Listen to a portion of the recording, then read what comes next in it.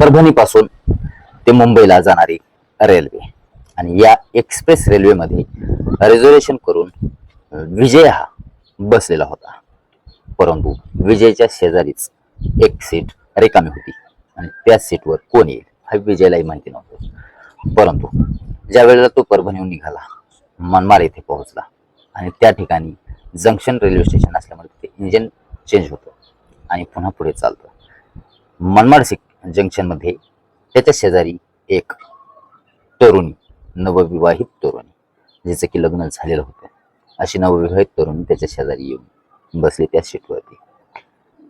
विजय तसा तो चांगला होता, परंतु त्या नवविवाहित तरुणीला पाहून त्याचं मन हे मार्गावरून भरकटलं. दिसायला गोरीपान होती, सुंदर होती, हँडसम होती, हाईट होती, दिसायला एकदम मनभावूक होती. तिचं नाव होतं रंजना. विजयने रंजनाला पाहिलं आणि तिथून काही अंतरापर्यंत जाऊस तर विजय हा त्याच्या हृदयामध्ये हालचाली सुरू झाल्या होत्या रंजनाला पाहता क्षणी. परंतु विजयच्या पोटामध्ये पाप आलं आणि त्याने रंजनासोबत बोलायला सुरुवात केली. रिझर्वेशन डबा, गर्दी नाही, गोंधळ नाही, आपल्या आपल्या सीटवरती सर्व काही पॅसेंजर बसलेले होते. विजयचं आणि रंजनाचं बोलणं, संभाषण सुरू झालं. रंजनाला तिच्या पतीने रिझर्वेशन करून रेल्वेमध्ये बसून दिलं होतं तिला माहेरी जाण्यासाठी. प्रवासामध्ये ती एकटीच होती आणि विजय एकटाच होता. हे दोघांचं संभाषण सुरू झालं. दोघांची चांगली हसून खेळून बोलचाल सुरू झाली. त्या दोघांच्या हालचालीमध्ये, बोलण्यामध्ये त्या दोघांचं वेगळं वळण सुरू झालं. दोघंही तरुण होते, विवाहित होते, दोघांचंही तारुण्य अवस्थेतील हे संभाषण एका वेगळ्या वर्णावर घेऊन गेलं. विजयने डायरेक्ट रंजनाला प्रपोज केलं ऑन दी स्पॉट त्याच रेल्वेमध्ये. रंजनाला विजय म्हणला, आपण पुढील आपलं नातं चलल नाही चलल माहिती नाही, परंतु योगायोगाने आपली भेट झालेली आहे, योग जुळून आलेला आहे, तर आपण पुढील स्टेशनला थांबू आणि त्या ठिकाणी एका लॉजवरती जाऊ आणि त्या ठिकाणी जाऊन आपण शारीरिक सुखाचा आनंद घेऊ आणि नंतर रेल्वेमध्ये आपण बसून पुढे जाऊ. मी तुझ्या घरी सोडतो. रंजना तयार झाली.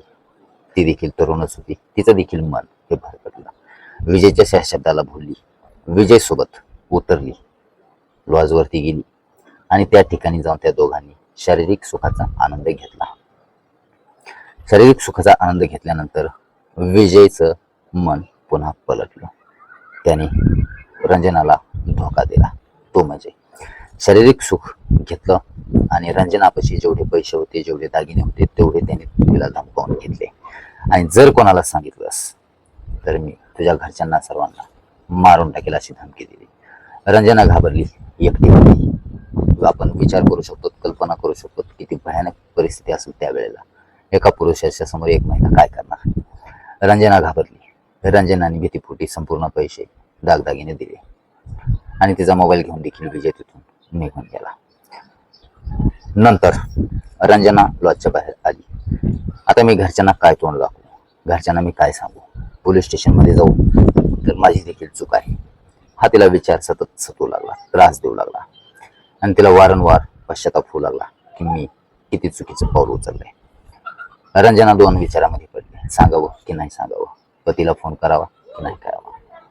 याच दोन अवस्थेमध्ये, दुग्धावस्थेमध्ये रंजनाने टोकाचं पाऊल उचललं आणि रंजनाने स्वतःचा जीव संपवला.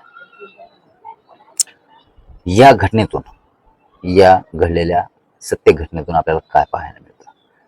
अनोळखी व्यक्तीसोबत रिलेशन वाढवणं हे किती धोकादायक होऊ शकतं हे आपल्याला या घटनेतून दिसून येतं. आपल्या पतीसोबतचं नातं, जन्मजन्मांतरीचं नातं, आई वडिलांची इज्जत, सासू सासऱ्यांची इज्जत, आज संपूर्ण काही विल्हेवाट लागली.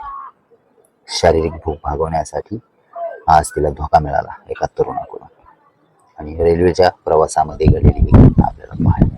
अनोळखी व्यक्तीसोबत बोलू नका, रिलेशन ठेवू नका, हसून खेळून तर बोलूच नका, तुमचा धोका होऊ शकतो, अशी जिंदगी बर्बाद होऊ शकते. तुम्हाला काय वाटतं या घटनेबद्दल? आपली प्रतिक्रिया कमेंट बॉक्समध्ये कळवा. भेटूया पुढील रिअल मराठी क्राईम स्टोरीमध्ये. रिअल मराठी क्राईम स्टोरीमध्ये MMG न्यूज मराठी चॅनलला सबस्क्राईब करा, बेल आयकॉन घंटीला प्रेस करा. देश दुनियेतील ताज्या घडामोडी, ताज्या बातम्या, मराठी क्राईम स्टोरीज आपल्या चॅनलवर पाहायला मिळतात. धन्यवाद.